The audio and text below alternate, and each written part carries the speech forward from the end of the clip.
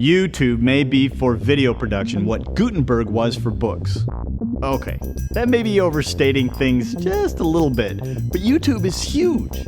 Now that Google has purchased it, and with Apple TV and the iPhone joining the party, it's only going to get bigger. Unless you're a major network, your viewership potential might only be measured in the thousands, if you're lucky. But put your clip on YouTube and it could be millions, or even tens of millions. In this segment, we're going to show you how to get your videos up on YouTube at the highest possible quality. Whether you're an amateur musician, a video blogger, a major corporate player, if you just want to post a video of your kitten taking a nap, YouTube is the place to be, and we'll show you how to get there next on TechKnow.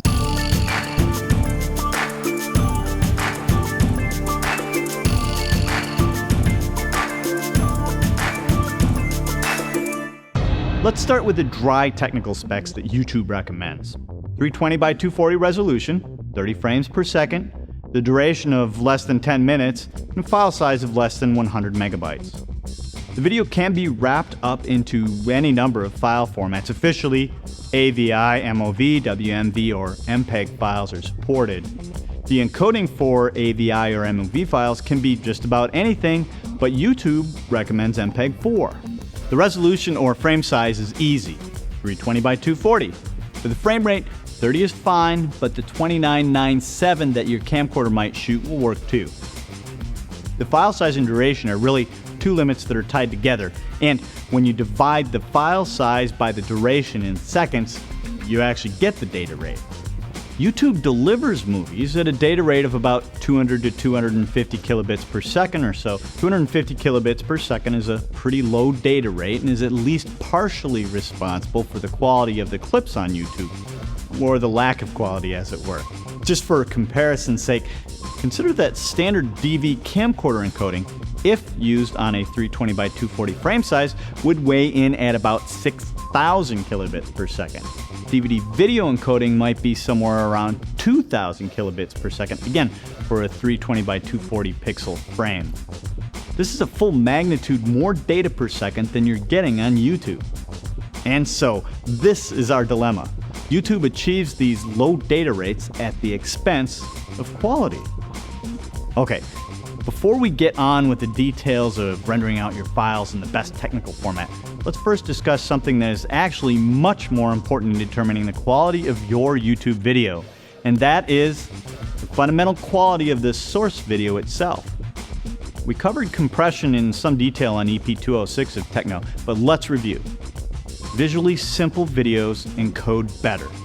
This well-lit uniform background, for example, is very easy to encode.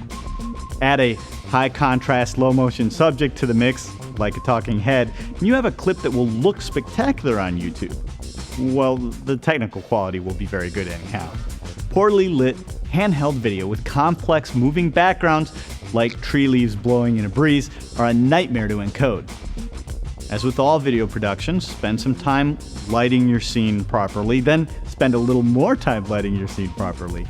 If you can, use a tripod, and if your primary distribution outlet is YouTube, you should consider shooting explicitly for YouTube.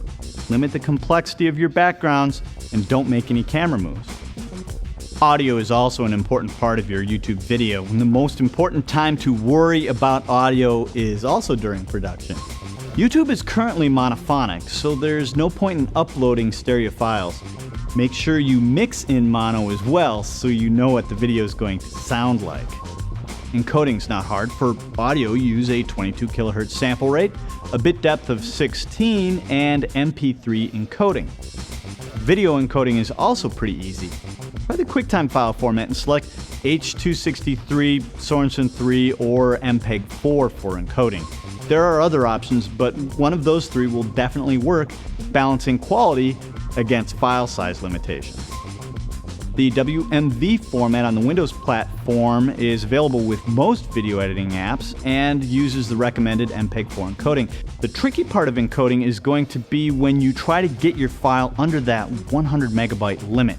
YouTube is going to transcode or recompress your video into the Flash FLV file format at 200 to 250 kilobits per second, no matter what. There's no way around this, and yes, your video is going to take a quality hit from this transcode.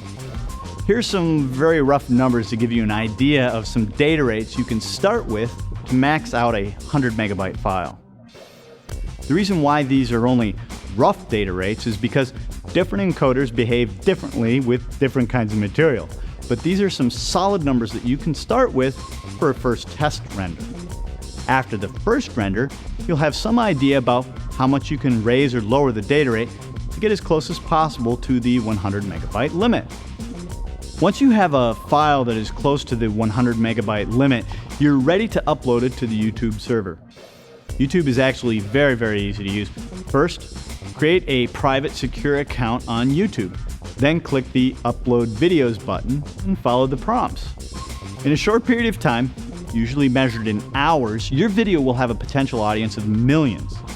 The delay between when you upload and when the video becomes available is due to the conversion process and, in some cases, due to a review of the content by the staff at YouTube.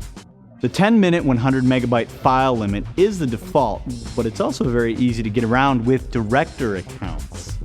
It might seem like this is some sort of special account that might cost you some money, but in reality, anyone can get a director account for free with a click or two. On your channel info page on your account, click on Change Channel Type and select Director. The purpose of these accounts is to create a disincentive for people who want to post entire 20 to 30 minute long television episodes online, which is a clear violation of copyright. By specifying that your account is a director account, you're essentially promising to only post your own material or material you have copyright permission for. YouTube may not be the 21st century equivalent of the printing press, but for the first time in history and at absolutely no cost to you, the potential audience for your videos is huge. So the analogy is not completely off base.